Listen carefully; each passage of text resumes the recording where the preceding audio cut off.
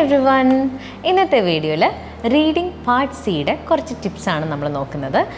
കുറച്ചൊക്കെ നമുക്കറിയാവുന്ന പ്രാക്ടീസ് ചെയ്യുമ്പോൾ തന്നെ നമ്മൾ പ്രാക്ടീസ് ചെയ്തിട്ടുള്ള കാര്യങ്ങളായിരിക്കും. അപ്പം നമുക്ക് എന്തായാലും ടിപ്സിലോട്ട് കിടക്കാം അല്ലേ.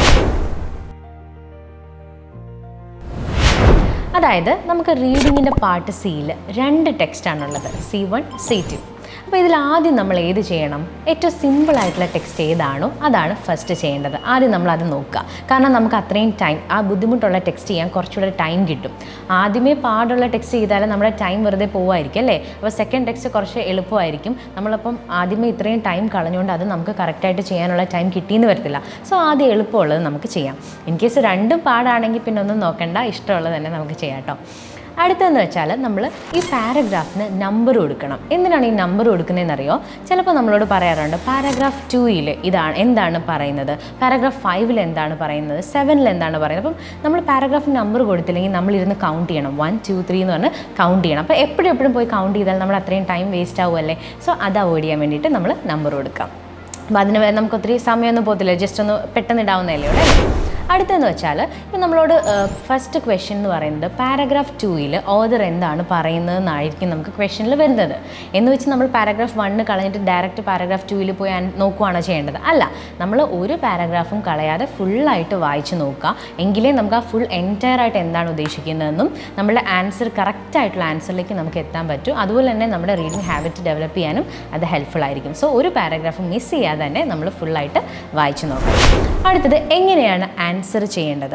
ഇപ്പം ഞാൻ ഓൾറെഡി ഒരു വീഡിയോ അതിൻ്റെ ചെയ്തിട്ടുണ്ടായിരുന്നു, എങ്ങനെയാണ് പാർട്ട് സിയിൽ ആൻസർ ചെയ്യേണ്ടതെന്നുള്ളത്. അപ്പോൾ അതിലൊരെണ്ണം നമുക്കിപ്പോൾ ഒന്ന് ജസ്റ്റ് ഒന്ന് നോക്കാം. അതായത് നമ്മൾ ആദ്യം ക്വസ്റ്റ്യൻ വായിക്കുന്നു, എന്നിട്ട് നമ്മുടെ പാരഗ്രാഫ് വായിക്കുന്നു, എന്നിട്ട് ഓപ്ഷൻസ് നോക്കുന്നു. അതിൽ 2 നമുക്ക് എങ്ങനെയും എലിമിനേറ്റ് ചെയ്ത് കളയാൻ പറ്റും, പെട്ടെന്ന് തന്നെ എലിമിനേറ്റ് ചെയ്യാൻ പറ്റും. പിന്നെയുള്ള 2 ഓപ്ഷൻസ് ആയിരിക്കും നമുക്ക് ഭയങ്കര ഡൗട്ട്ഫുൾ ആയിട്ടുള്ളത്. ഈ 2 ഓപ്ഷനിൽ ഏറ്റവും കൂടുതൽ കറക്റ്റ് എന്ന് ഏതാണ് തോന്നുന്നത് അതായിരിക്കും നമ്മൾ ആൻസറായിട്ട് ചൂസ് ചെയ്യേണ്ടത്. ഓക്കെ, നല്ല ശ്രദ്ധയോടെ വായിക്കുക. അതുകൊണ്ടാണ് ഭയങ്കര ഫുള്ളായിട്ട് വായിക്കാൻ പറയുന്നത് കേട്ടോ.